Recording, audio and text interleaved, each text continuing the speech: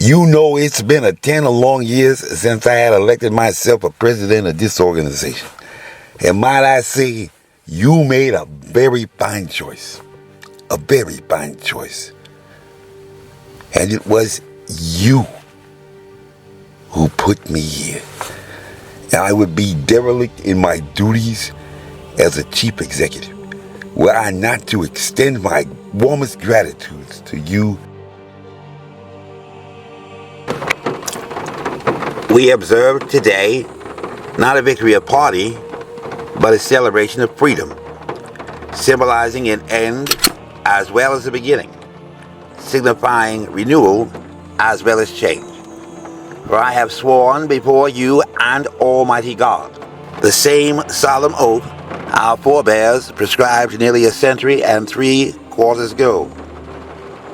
The world is very different now, for man holds in his mortal hands the power to abolish all forms of human poverty and all forms of human life. And yet these same revolutionary beliefs for which our forebears fought are still at issue around the globe. The belief that the rights of man come not from the generosity of the state, but from the hand of God.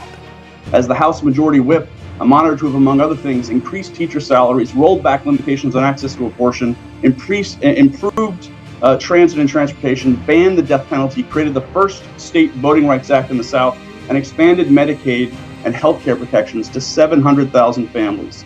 Simply put, I believe in fighting for a Virginia that lifts everyone up and leaves no one behind. In your hands, my fellow citizens, more than mine, will rest the final success or failure of our cause. Since this country was founded, each generation of Americans has been summoned to give testimony to its national loyalty. The graves of young Americans who answered the call to service surround the globe. Now the trumpet summons us again, not as a call to bear arms, though armed we need, not as a call to battle, though embattled we are, but a call to bear the burden of a long twilight struggle, year in and year out, rejoicing in hope, patient in tribulation, a struggle against the common enemies of man, tyranny, poverty, disease, and war itself.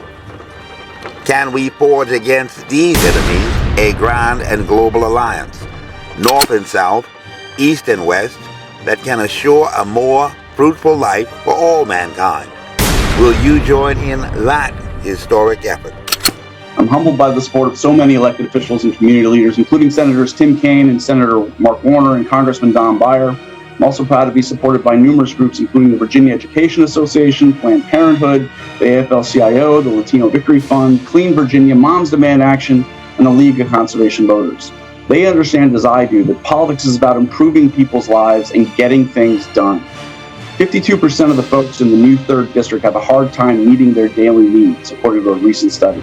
It's also one of the most diverse districts in the entire Commonwealth of Virginia. Now is the time that you need experience fighting for our citizens and our community every day. Going forward, we need to create more prosperity. We need to do it in a way where everybody wins. We need to invest in our infrastructure and in our workforce, and most of all, in our children. I pledge to continue fighting for better schools, transportation solutions, environmental safeguards, economic development, criminal justice reform, and our values of embracing diversity, tolerance, and compassion. My name is Alfonso Lopez. I'm running for the House of Delegates to help build a better future for my children, my family, and for you and your children. I ask for your support and vote on Election Day. Together, let's continue building a Virginia that lifts everyone up and leaves no one behind. We dare not forget today that we are the heirs of that first revolution.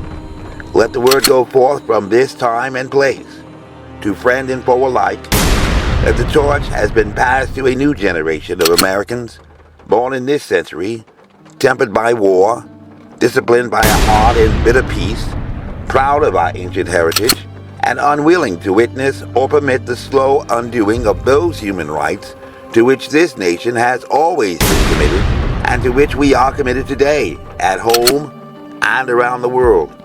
Let every nation know, whether it wishes us well or ill, that we shall pay any price, bear any burden, meet any hardship, support any friend, oppose any foe to assure the survival and the success of liberty. This much we pledge and more. That really says it all. Thanks, everyone. Really appreciate it.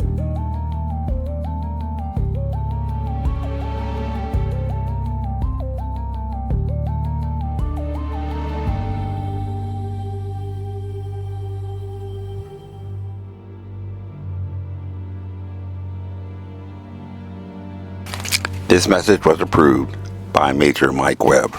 Honest.